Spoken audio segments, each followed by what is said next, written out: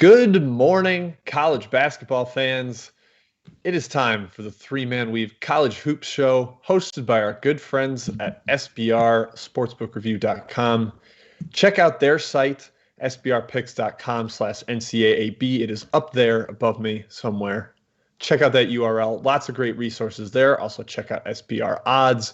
We'll be referencing that page throughout the show to get updated odds, as updated as we possibly can. And we're just going to go through the games, talk a little bit of Tuesday slate. Big old slate for Christmas week, fellas. Huge. Overwhelming. Ky, I'm going to go to you first for a takeaway on last night. Yeah. Anything that really stood out to you?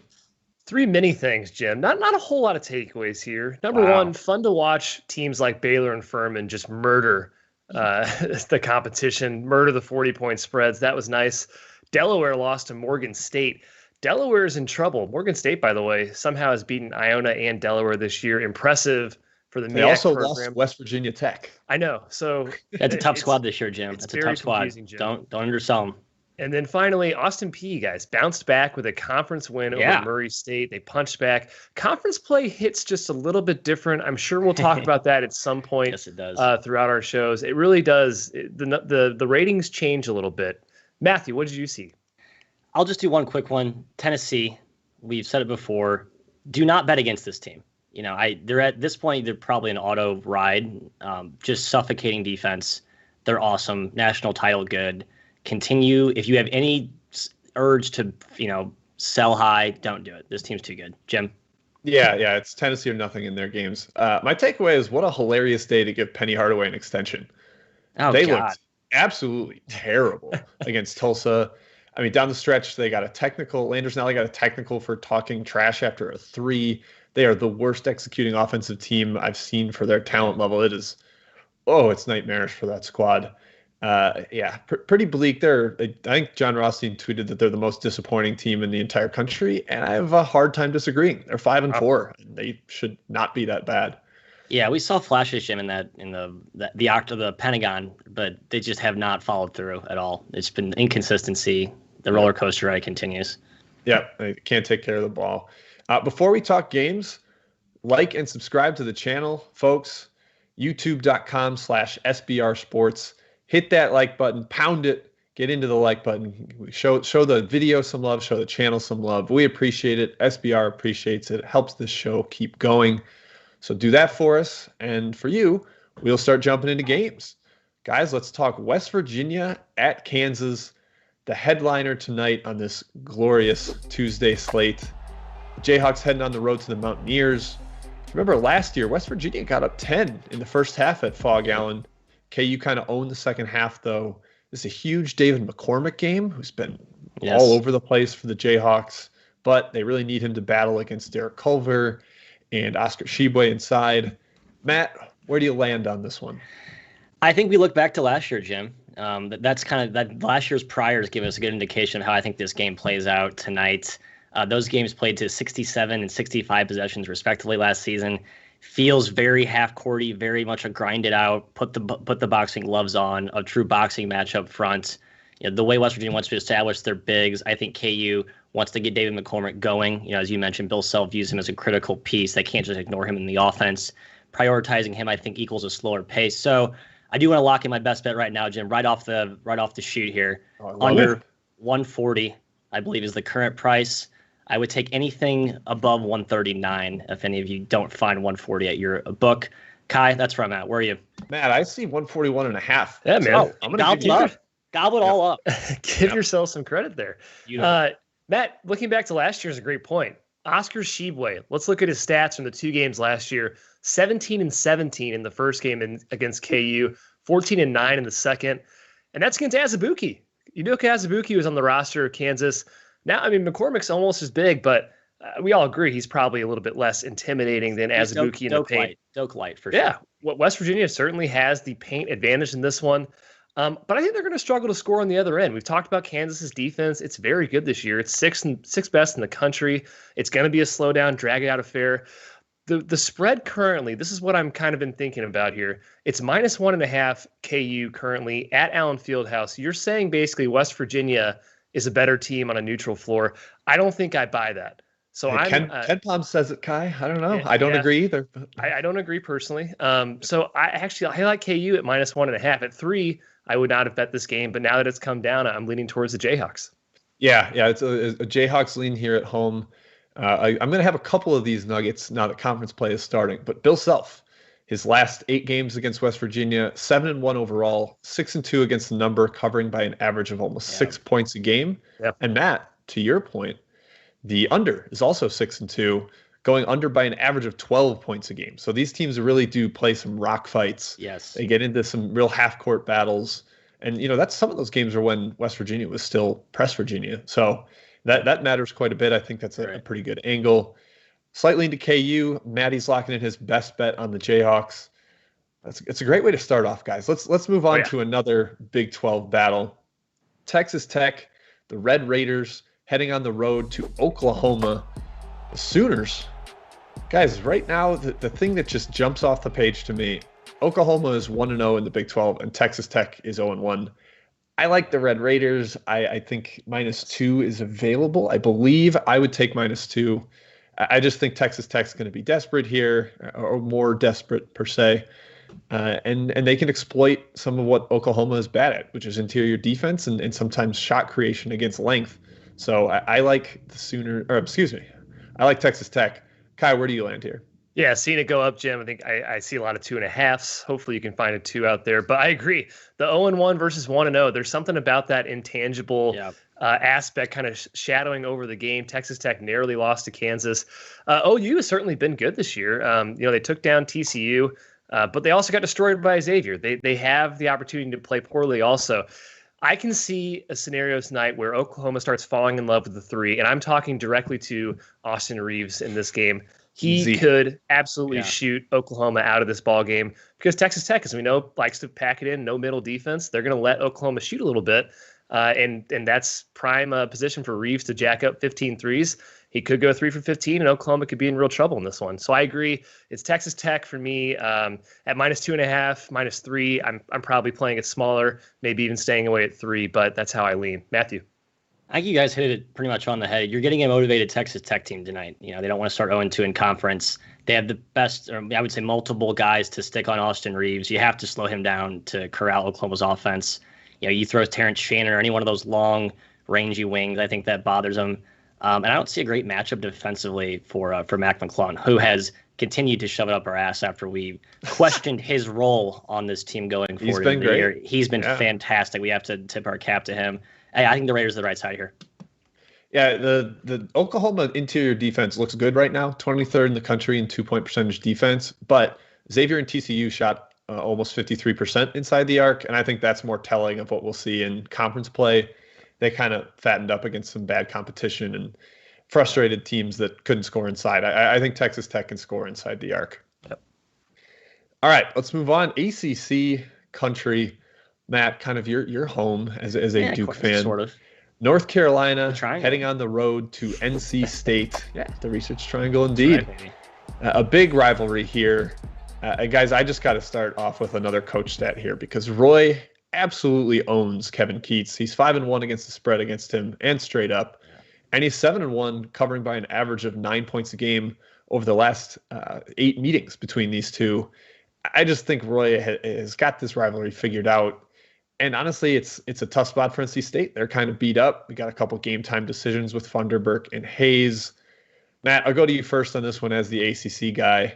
Do you agree with me, or are the heels probably the right spot, or what are you thinking? Yeah, the heels are the right play here. Last 2 matchups last season, 14-0 rebounds, 13-0 rebounds, 27 combined offensive rebounds in those 2 matchups. I don't see why that changes this year. UNC, if anything, has bolstered their front line. NC State could be at a worse position than they were last season if Funderburk can't go.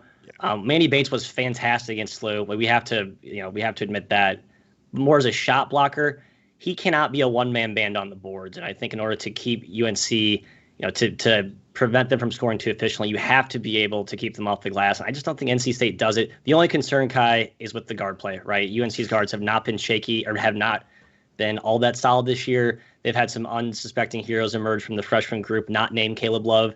Yeah. Can they handle the pressure tonight? I don't know. That's the question mark. Ky, before you jump in, I just want to echo Matt's sentiment. Slew out rebounded NC State 53-26 without Thunderbird. Oh, I didn't realize it was that bad. And North Carolina is a better front line. Just a better version of that, I see no reason they can't repeat that. And Matt, you're right. Guard play for UNC has been very suspect. Caleb Love is the highest used player on their team. He has around an 82 O rating. That's very bad. He is 4 for 30 from downtown this year. So he's got to figure something out because that's not going to be sustainable. Aside from that, UNC really hasn't done much wrong this year. They crawled back against Iowa late in that second half, and Iowa was a flamethrower that game. And the loss to Texas, I mean, that's a tough matchup. You can't really blame a team too hard for losing to Texas. And it was last second, too. Right. It's not like they got blown off the floor or anything. Yeah, so the glass dominance angle for North Carolina, the fact that NC State's kind of banged up, even if Thunderbird and Hayes play, I still doubt they're 100% healthy. So I do like the Tar Heels in this one. I actually like the over, guys. 146 right now, 145. Leaning towards that as well. Yeah, I'm with you, Ky. I'll be taking North Carolina, potentially anything better than -2, I would say. I've seen NC State favored in a couple spots, so I do like the Heels there. All right, guys, let's do one more Power Conference matchup before we get into a little chat break. Let's talk Purdue, headed on the road to Iowa.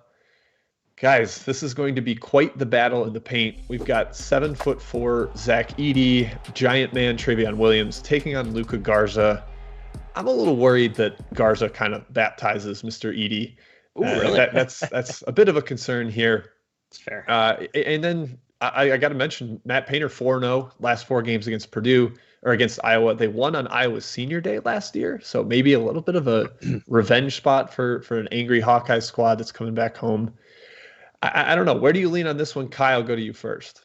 Yeah, spread felt high at the opener. I think it was opened around 8. It's come down 6.5, 7. Yeah, Jim, I like the imagery of Garza baptizing Edey. That's a fun image in my head.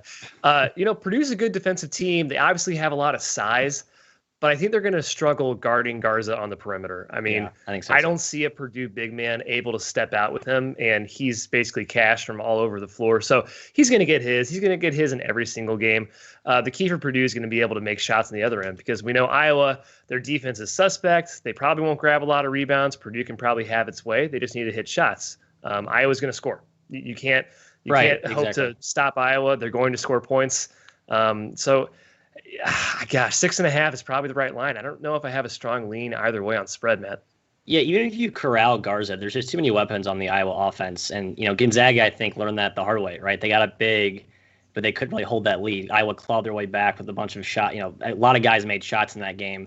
By the way, Garza finished with that was the thing. No one made shots in that game, and they still hung around. They were like 18% from deep. Other guys were scoring late, though, I think, to help claw back. Garza was chipping it himself. But the point is they have a lot of different options. They can beat you from a lot of different areas on the floor. So Purdue needs to be able to keep up with their scoring pace. And to be honest, I just don't. The way you beat Iowa is with you bring Garza out on the perimeter, you attack him off pick and roll, you exploit his somewhat limited lateral mobility, to put it kindly. Gonzaga did that perfectly. I'm not sure Purdue's guards and wings are dynamic enough to really exploit that. I think they have to play inside out through Williams, which, going against Garza, not a great post defender, with Edey and Williams, they can. I just don't think it's the most effective way to score. So I'd be a little bit nervous here back in the Boilers.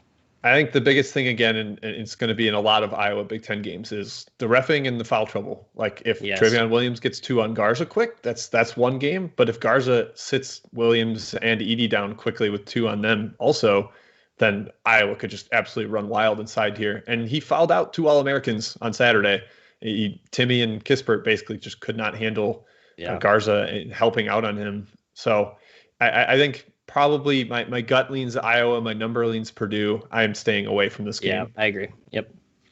All right, guys, let's go to a chat mob break. Matt, I've seen a ton of chatter coming in. I'm not sure we can cover every game that I'm taking furious, today, but we're going to try. Notes over here. Copious notes, Jim. I'm sure I missed many. So, Ky, fill in the gaps here. Got to lead off with my guy, Stinky's Pig, whose name I botched terribly last time. I apologize, sir. I got to get his question first. Northeastern against Georgia. You cannot touch this game with a 10-foot pole until you are certain, which I don't believe you will be, about Tyson Walker's status, the virtuoso point guard for the Huskies. Ky, do you have any take on this matchup here? Lee Northeastern. I actually really like the under this one, guys. That's going to be probably a play for me. Yeah. Sean Lutz. I like Northeastern as well there, by the way. Just going to throw that in there. I'm not a Georgia believer. With Walker, I like Northeastern as well. I just don't know. Yes. He's been a kind of a walking piece of glass the last year and 2 weeks now. So Tell you what, trust if Walker's out, I mean, the under is definitely a play. Yes, right? there's zero cannot creation. score the basketball without Tyson Walker. Completely agree. Sean Lutz, little double two-pack here too for Davidson Vandy, South Florida, Wichita State. Jim, I'll go to you first on Davidson Vandy. Do you think the Commodores, who are now getting healthier coming out of that COVID restriction, I believe they're getting Stackhouse back for this game. Do you think there's any value on the doors? Not really. I think Davidson can completely out-execute them. I kind of like the over. I think Vandy will want to run, and I don't think they'll be able to stop Davidson. So I would lean that way. Ky, South Florida, Wichita. Any thoughts on that one? Is that ugly? It feels like it's going to be ugly. It's going to be ugly. I like Wichita. I'm still kind of a shock believer. They're going to figure it out. Yeah, I'm on the shock as well, for what it's worth. Ethan Wright, Nebraska versus Wisconsin. Jim, Buzzcut basketball brands are. I'll go to you here. Is there any shot? I mean, it's a big number for a conference game. Spread's too high. I think this Nebraska team's pretty competent. They got a ton of decent to good players this offseason. I mean, it's still coming together. It's not perfect, and they're figuring out Freddie Hoiberg's style, but 17 is quite a lot for a conference game in a Wisconsin team that doesn't play that fast. So I would lean towards the dog in that one. Yep. I'm agree. I'm also pro dog. Let's get two more here. Peter Finn, App State versus Auburn. I gave a good hard look at Auburn, I'll be honest. Kyle, go to you here first. Appalachian State likely without their, I guess, what used to be their best player, but now it seems like there's a passing of the mantle to a new cast of characters. Justin Forrest, I believe I'm getting that name correct. He's been injured all year. He did not play in the last game, although they did beat Charlotte basically with him a shell of himself. I don't even know if he played in that game. So he had like a head injury in that game. I think he got a concussion. Okay. Yeah, we love Dustin Kearns, fantastic coach. Yes. But Ky, can they run with Auburn? Home Auburn scares me. I mean, we saw what they did against Troy, who's not a good team, obviously. But Justin Forrest is still their best player. He's clearly just hurt. That guy was a Player of the Year candidate in the Sun Belt last year. He is every bit their best player. Justin Kearns is just a good coach. I think that's why they beat Charlotte. He's a fantastic coach. But Auburn, that athleticism, man, at home, they like to run the floor. They can win by 20, 30. Yeah, Auburn has every right to get better. They're super young. Yes. They lost Sharif Cooper, who they thought was going to be their linchpin on offense. Now they're kind of readjusting and figuring out their roles. They will continue to get better. I agree. One more here, the second leg of Finn's too, for Abilene versus Arkansas. The Abilene Christian, this team has been a wagon on the cover machine for a while. Arkansas pretty strong as a favorite. Jim, what gives here? I would lean towards Arkansas. I think some of the Abilene cover monster has been kind of smoke and mirrors, and I think Arkansas is kind of a long, skilled team that can take advantage of some of the flaws that Arkansas has. But Abilene thrives on forcing turnovers. Arkansas has been great at not turning the ball over, but they haven't played a top 100 team yet, and Abilene's not. But they're better than a lot of what Arkansas has played. So I'm probably hesitating on that one. I think I would agree with that. Okay, that's a good first match. Let's get back to the outline. Let's get back on track here. All right, back to the outline. We're coming to my city, guys, Las Vegas, a neutral site matchup. This is the nightcap. Grand Canyon taking on Colorado at T-Mobile Arena here. Guys, Colorado has just beat us over the head repeatedly. They have lit our money on fire. This team has been incredible. Nothing short of incredible so far this season. The only game they didn't cover, I believe, was by a hair at Tennessee, who we've already sung the praises of on this particularly daily show. Can Grand Canyon hang around? Matt, I'll go to you. Hey, Grand Canyon's playing the two big lineup. They've got Lever and Midgard in there. Is that enough to battle with this buff squad? I think so, and that's the key matchup. Is Alessandro Lever, more of a traditional European big, right? Can score inside and out, very crafty around the post. Not regarded as a great defender, to put it nicely. He'll probably be checked against or go up against Evan Batty if I'm trying to predict the matchups here. Evan Batty, for those who don't know, is like a bowling ball inside. Wide shoulders, kind of has that old man low post game. I think if Lever can exploit Batty on the offensive end without being torched too much in the defensive end, I think Grand Canyon has a great matchup here with their physicality, their length. The one thing you got to watch out for, though, Mikey Dixon, good lights out shooter for the Lopes, did not play last game, so make sure you check on his status. Ky? Yeah, like Jim said, man, Colorado's been pummeling everyone, not named Tennessee. And they caught Tennessee out of COVID. Maybe there's something there. Maybe Colorado's just picking off teams in bad spots. It's hard to tell. I think this is finally the game that they don't cover. Grand Canyon has been very impressive this year. Lost to Arizona State by 1, just lost to San Francisco on this exact same floor by 3. And Mikey Dixon was out for that. I agree, he means something, but not enough to deter me. This spread has come down actually a little bit. 10.5, 11 is where I'm seeing it now. Loved it at 12. Still lean that way at 10.5 and 11. Yeah, it's a stay away from me at 10.5. Ky, to your point of catching teams in good spots, they had a South Dakota team that turned over its entire roster, a beat-up Kansas State team that kind of stinks, Northern Colorado in its first D1 game, Omaha and its a very beat-up state on the first leg of a mountain back-to-back, and then Washington, who is short Jamal Bay and is just terrible. Like, I haven't seen Colorado put up a great performance. I mean, the best performance of the year to me is honestly Tennessee. It's the only game they didn't cover, but they battled against an awesome team. So I don't know. We'll see. I lean towards Grand Canyon, but not taking at the current number either. All right, let's go on to the Battle of the MAC. Guys, I'm calling this the Ghost of the MAC Past, which is Akron, who won the league last year. That's right. Against the Ghost of the MAC Present, Ohio. They've been terrific. Nearly won at Illinois. They put a 40-0 run on Cleveland State. So Ohio at Akron. Ky, I will go to you first for this MAC battle. Where are you leaning between these two? Jim, it's a matchup. You get it? Yeah, you get it. Wait, hold on. Action. Yes, you get it. Okay. Yeah. Yeah. I think it's 2.5 guys right now.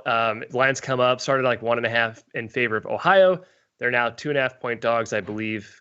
Yes, 2.5. Ohio slaughtered Marshall in the last game. Got slaughtered by Marshall in the last game. They might be a little banged up, certainly peripheral players, not the big boys that we truly care about, but still, depth means something in college basketball. And Akron, of course, had that rough showing against the Bonnies.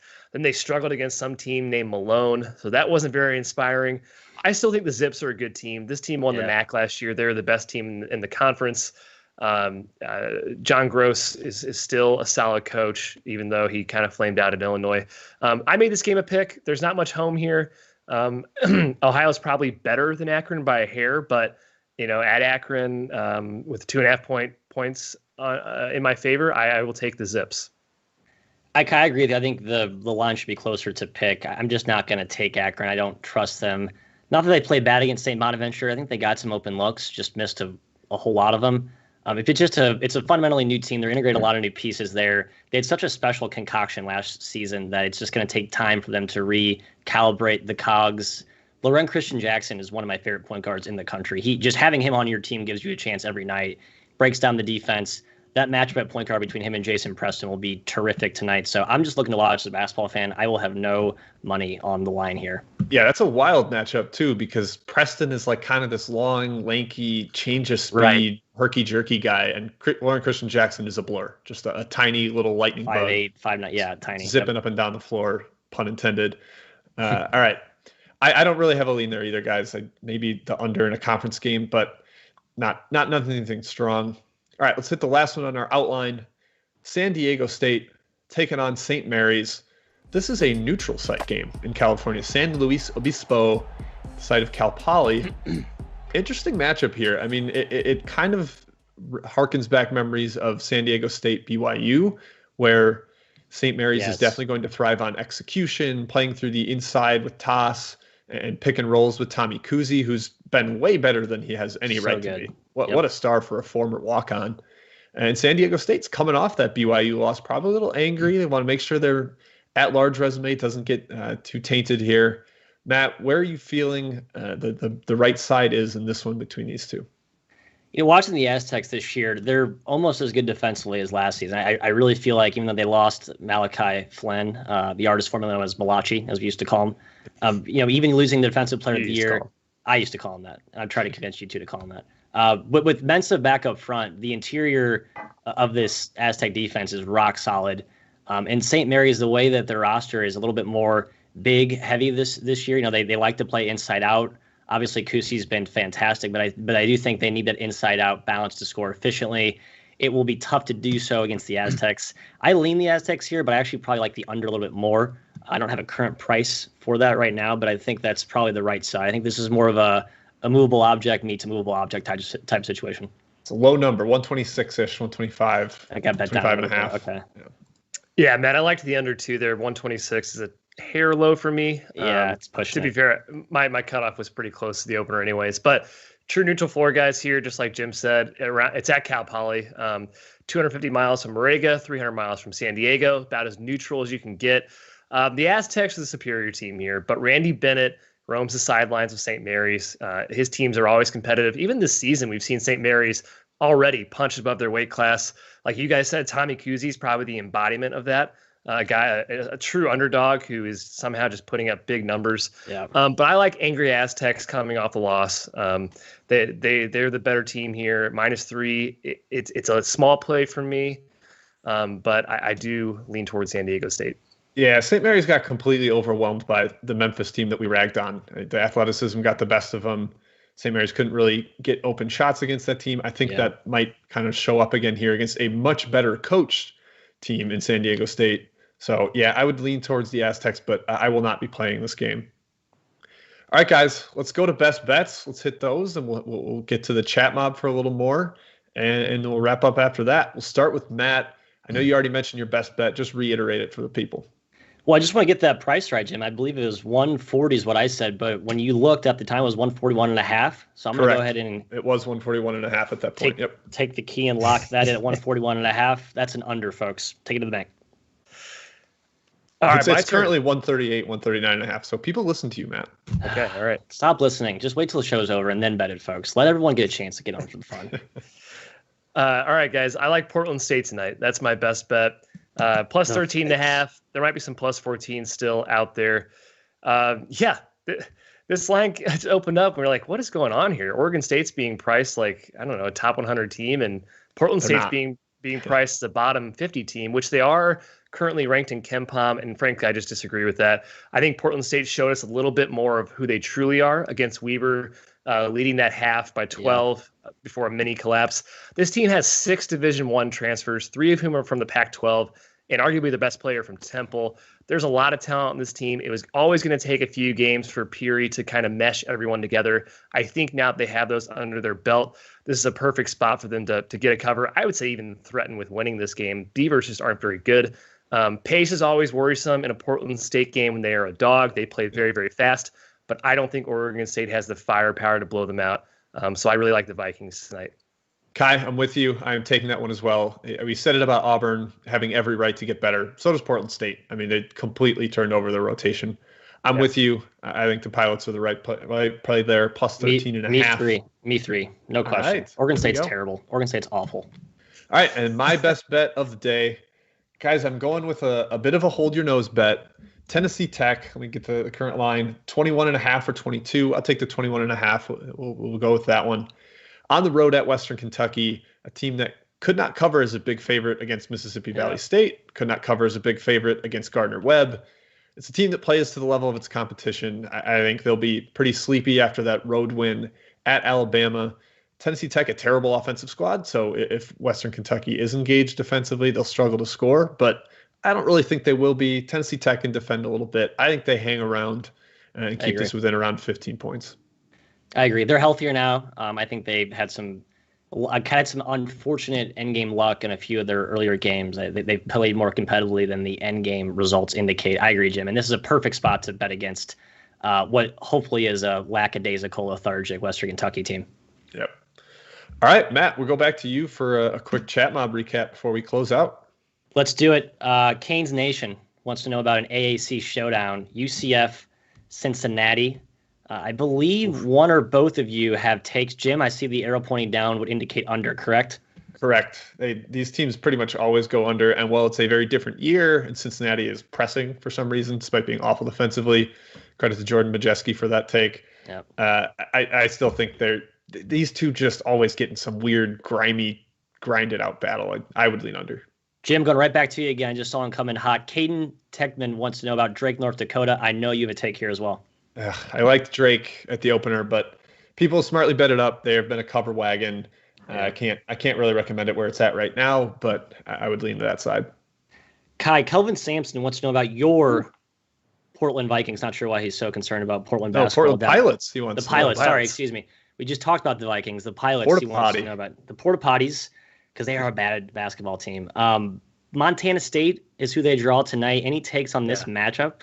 Oh, they're better than they usually are, right, Matt? Yeah, not they're always bad. It's all relative, right?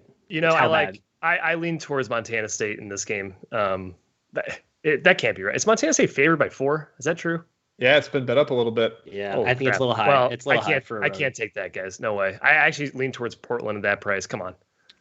I agree. It's got a little bit out of hand. Peter Finn wants to know about a matchup near and dear to both of your hearts. I just saw him chime in. Bradley, a dangerous dog coming into Columbia. Are you guys nervous? Maybe upset alert here? I'm a little nervous. I think Mizzou could be a little lackadaisical. Their last game was that win against Illinois. They had the Prairie View A&M game canceled. And Bradley is a very solid, physical, well-coached team that's going to grind it out. And Mizzou could be in for a lot more competitive of one than they expect. Yep, if Mizzou can't score in transition, I think it could get dicey. I will be on Bradley, just for what it's worth, at, I think, 10.5. Scott Schaefer.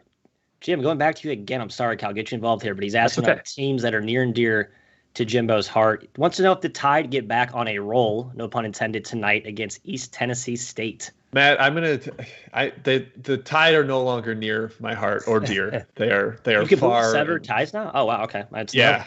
Show notes. We'll make sure we include that. I think this game gets crazy pace going. East Tennessee State's tried to slow things down a little bit, but Alabama knows it needs to find its identity, and that identity is running and shooting threes. I think this one in over could be a nice play here. I would lean towards Alabama on the side, but my number has no edge. Yeah, I like East Tennessee State's individual collection of pieces, but offensively, there's little to no cohesion right now. I think they will get better, but right now it's just a little bit work in progress. Ky, Chattanooga, Tennessee State. Our boy Darwin wants to know about this one. Tennessee State could be down, or we assume is down, their best player, arguably the Carlos Marshall. No word on that. Chattanooga has been played well after losing their point guard, David the Baptist, as we call him. Jean Baptiste. John Baptiste. Any takes from Mr. McKeon? I know one of you guys likes Tennessee State. I actually lean towards Chattanooga. They've been strangely good without John Baptiste. Perhaps a little addition by subtraction there. So I lean towards Nuga. Carlos Marshall hasn't played all year to Tennessee State's favor, I guess. So maybe they're kind of used to it by now. Doesn't factor in as much. Fredo, Richmond Hofstra. This game will be orgasmic to watch from an offensive perspective. I can't think of two offenses I like more in the country. I'd probably put these two in my top 5 just in terms of aesthetically pleasing offenses to watch. I'm not saying do they rank in the top 5 efficiency. But I will be tuning into this game as a sports basketball fan. Jim, do you think either side has an edge here, or does the offense bode well for the over? I lean a little bit towards Hofstra. I think both teams can score on each other. Richmond has not been awesome at home. They didn't cover against Wofford and barely covered against a very, very banged up Northern Iowa team. They were not covering basically that whole game. I think Hofstra can hang around, although they've been in a bit of a gauntlet. They just played at Bonaventure. Now they play at Richmond, 2 tough teams. So I would lean Hofstra, nothing strong. I see a few requests. Joe and Job Gunderson, excuse me if I got that name wrong. Indiana State SEMO. Ky, you rode the Sycamores last game against SIUE. That was profitable for you. Will you be back on them tonight? No, I made the spread where it is. Double digits, man. SEMO is a scrappy team. I actually lean towards SEMO if you had a gun to my head. Can't take the Sycamores at that spread. I know you don't. But if you did, I would probably lean towards SEMO. That concludes my chat notes. There's one more question. Sean Donovan, I actually see a few people ask about Maine versus Boston College. That game got asked about a lot. And William and Mary, Virginia got asked about a lot too, I think. I like I like the favorite in both of those. Maine's coach is a miracle worker. I don't know how they compete. They have zero talent. Their best player opted out. I took Boston College, but I'm sure I'm going to lose that one. I'm tired of fading Maine. I just feel like my number indicates I have to do it. So the price is right. I will be on Boston College. Do not follow me. Any takes on Virginia versus William and Mary, guys? I kind of think Virginia's in a good spot. Kind of haven't played in a while. I think they come out with a little bit more intensity tonight. They take this game seriously, and they should just absolutely dominate the paint against William and Mary. But I am concerned about the COVID layoff and the shutdown. Maybe they're more of a second half bet or something where they might be a little sluggish, trying to get things figured out in the first half, and then kind of turn it on in the second half. So maybe you wait. I like that. All right, Jim. I think we're at time. All right, that wraps it up. Thank you, everybody, for tuning in. This was a wonderful show. We love when our chat is this participative. I'm going to make that a word. I don't even know if it is, but it is great to have you here asking about games, interacting with us. Like the video, check out the YouTube channel, youtube.com/SBR Sports. And as always, head over to sbrodds.com/NCAAB. Check out all the wonderful resources that our friends at SBR are providing you. We will see you again tomorrow, Wednesday morning at the same time. Not sure if we'll have the same thing going on Christmas Eve and Christmas because there aren't really games to talk about, but you will get your Wednesday show, don't you worry. So we'll see you tomorrow morning.